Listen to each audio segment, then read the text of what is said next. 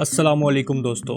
26 मार्च 2024 का दिन पाकिस्तान के फॉरेन मिनिस्टर इसहाक डार ब्रिटेन में होने वाली प्रेस कॉन्फ्रेंस में पाकिस्तान और भारत के दरमियान ट्रेड रिलेशन यानी कि तिजारती ताल्लुकात को बहाल करने की राय सामने रखते हैं। पाकिस्तान और भारत की बिजनेस कम्युनिटी ये खबर सुनकर खुश हो जाती है।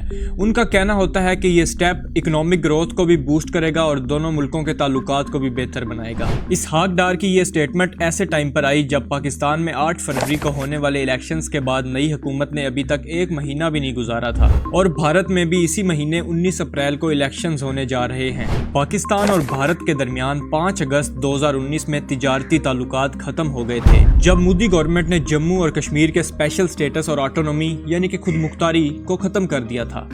दोनों मुल्कों के ट्रेड रिलेशन और डिप्लोमेटिक रिलेशन खत्म होने की बेसिक वजह तनाज़ा कश्मीर है। इसके अलावा पुलवामा अटैक जो जम्मू एंड कश्मीर की इंडियन एडमिनिस्ट्रेशन में हुआ था, उसके बाद भारत ने मोस्ट फेवर्ड नेशन के स्टेटस भी पाकिस्तान से वापस ले लिया था। आज की इस वीडियो में हम डिटेल से समझेंगे कि पाकिस्तान और भारत के दरमियान ट्रेडिंग को क्यों रोका गया था और इससे दोनों मुल्कों पर क्या असर पड़ा, और सबसे इम्पोर्टेंट, क्या दोबारा से ये ट्रेड शुरू की जा रही है। कश्मीर में आर्टिकल 370 का मनसूख होना यानी फेवर्ड नेशन के स्टेटस का विड्रॉ हो जाना या फिर पुलवामा अटैक जैसे हमले होते रहना, इन सब मामलात के मिलने से ट्रेड रिलेशन का बंद होना आम हो चुका है। एक सीनियर इकोनॉमिस्ट डॉक्टर इकरामुल हक का कहना है कि पिछले सालों में दोनों मुल्कों के दरमियान ताल्लुकात सियासी और सिफारत के तनाज़ों से मुतासिर होते रहे। 2009 में होने वाला मुंबई अटैक या फिर 1999 में होने वाली कारगिल की वार, इसके बावजूद भी ट्रेड अलग अलग वक्त में चलती रही है। उनके कहने का मतलब ये है कि अब भी ट्रेड को शुरू करके ताल्लुकात को रिकवर किया जा सकता है।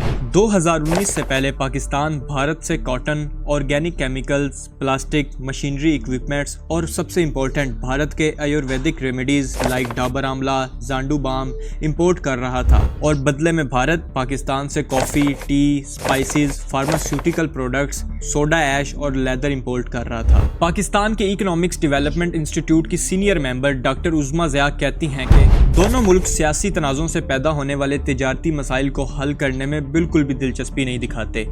इसी वजह से सिचुएशन यहाँ तक आ पहुँचती है और ट्रेड रिलेशन खत्म हो जाते हैं। ओवरऑल देखा जाए तो दुनिया में जो मुल्क एक दूसरे के करीब होते हैं, उन दोनों के दरमियान तिजारत का पोटेंशियल काफ़ी ज़्यादा होता है। ऑफ कोर्स ये तिजारत सस्ती होती है और कोई एक्स्ट्रा एक्सपेंस नहीं होता और दोनों मुल्कों का फ़ायदा भी हो जाता है, मगर पाकिस्तान और भारत के दरमियान तनाज़ात ने इसको मुमकिन नहीं बनाया। हालांकि ताल्लुकात तो चाइना और इंडिया के दरमियान भी अच्छे नहीं हैं, फिर भी इन दोनों मुल्कों के दरमियान $100 बिलियन की म्यूचुअल ट्रेड हो चुकी है। सेम यही हाल वियतनाम और चाइना के दरमियान भी रह चुका है। फॉरेन मिनिस्टर इसहाक डार का कहना था कि पाकिस्तानी बिजनेसमैन भारत के साथ तिजारत करने के लिए तैयार हैं। तो आखिर ऐसी कौन सी रुकावट और चैलेंज हैं जो ट्रेड शुरू होने से रोकते हैं? मेरे ओपिनियन में one of the biggest challenge जो ये ट्रेड फेस कर रही है वो पॉलिटिकल चैलेंज है।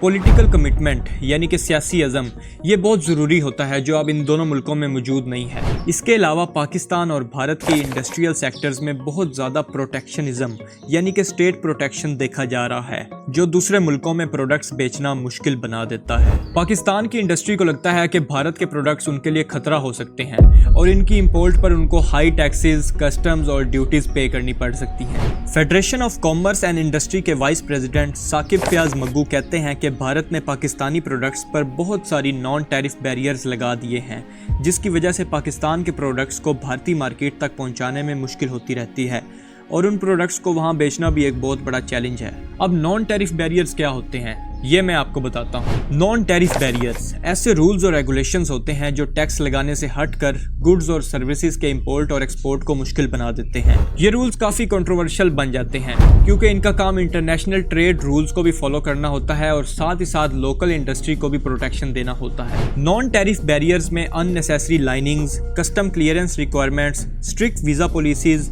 और long clearance times at border, ये सब शामिल होता है। मैंने वीडियो में पहले मोस्ट फेवर्ड नेशन के स्टेटस की बात की थी। ये ऐसा स्टेटस था जो भारत ने पाकिस्तान को दिया था, जो बाद में वापस ले लिया, मगर पाकिस्तान ने भारत को नहीं दिया। हमारे मुल्क में इसको सियासी नज़र से देखा गया, जबकि रियलिटी में ये एक इकोनॉमिक कंसेप्ट था। इसका पॉलिटिक्स से ताल्लुक जोड़ना बिल्कुल गलत बात थी। इस कंसेप्ट के मुताबिक दोनों मुल्क टैरिफ और नॉन टैरिफ बैरियर्स को हटाते हुए अपने प्रोडक्ट्स को आपस में एक्सेस देते हैं, मगर पाकिस्तान में ऐसा नहीं है और ना ही इस पर गौर किया जाता है।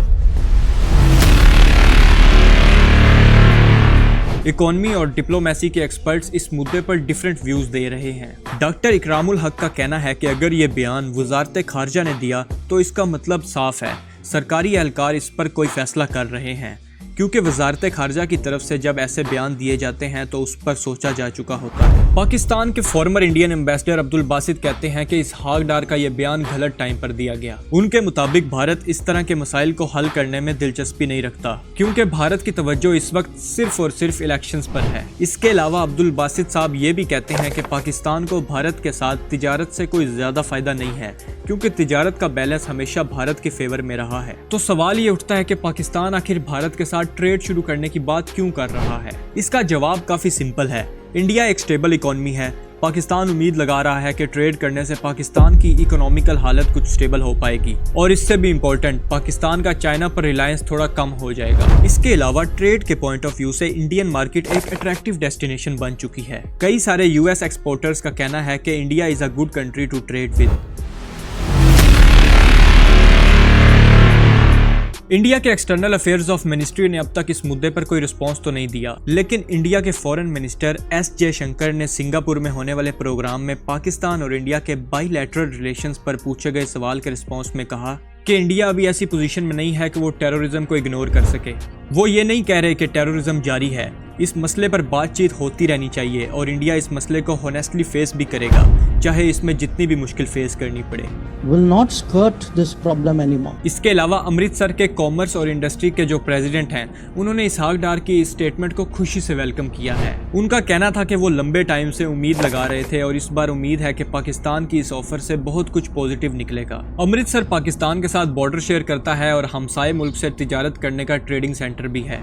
BBC की रिपोर्ट के मुताबिक साल 2021 में अमृतसर के यूनियन मेंबर्स जो लोकल और कारोबारी लोगों को रिप्रेजेंट करते हैं, उनकी रोजी रोटी पर गहरा असर डला इस तिजारत के बंद होने का। उनकी डिमांड है कि तिजारत को जल्द से जल्द दोबारा से शुरू किया जाए। Head of truck union Kulwinder Singh का कहना था कि तिजारत पर लगा बैन उनके लिए ऐसा था जैसे उनके इलाके पर बॉम्ब ड्रॉप किया गया हो।